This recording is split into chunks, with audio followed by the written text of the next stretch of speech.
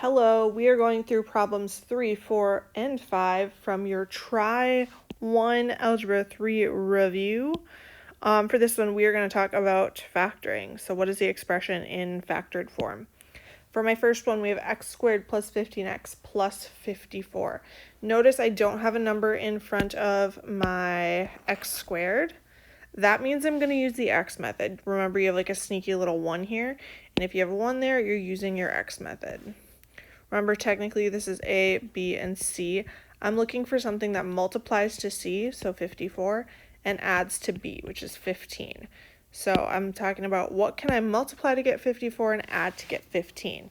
Now, if you know it right off the bat, that's awesome. If you don't, go ahead and list out the factors of 54. So for 54, I know that's the same as 1 times 54. It's 2 times 27, I believe.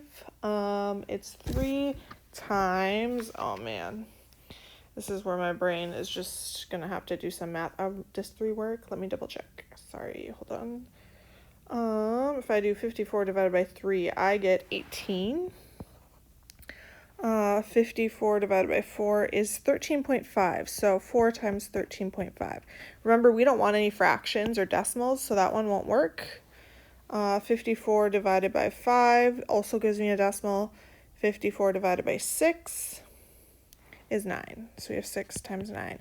And now I know that's the last one because my only other options are 7 and 8. Those are only two numbers between 6 and 9. And 7 times 8 gives me 56. And I'm looking for 54. So now the next thing I'm going to do is look at my factors and decide, okay, which one of these can I add to get 15? Well, if I do 1 plus 54, that gives me 55. So that one's out. 2 plus 27, that gives me 29. That's out. 18 plus 3, 21, so that one's out. My last one, 6 plus 9, that will give me 15, so that's my final answer, at least for my factors. Then remember, you're going to write your answer, your two factors, it's two things in parentheses. X goes first for both of them, and then you just use your two factors. So we have x plus 6 because we had a positive 6, and then x plus 9.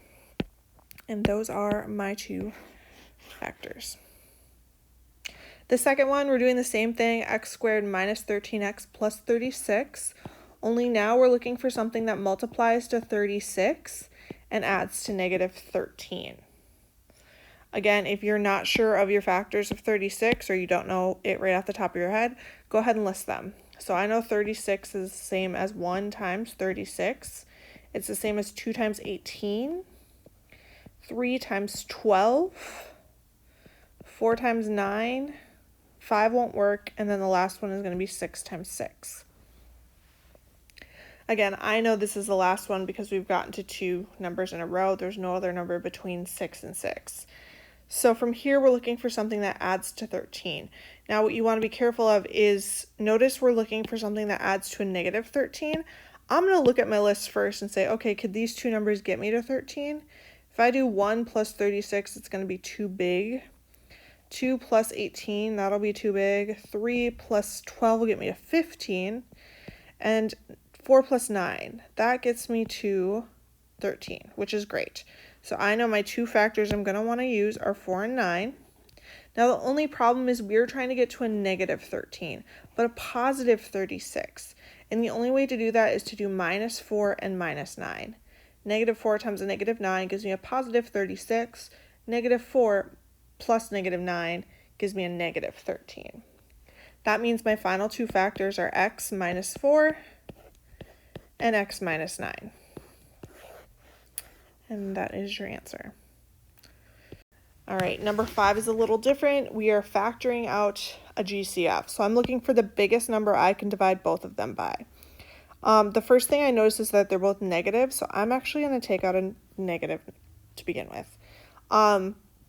The next thing I'm doing is I'm looking at 8 and 12. I always look for my smallest number. So I have 8, and I want to see, can I divide 12 evenly by 8?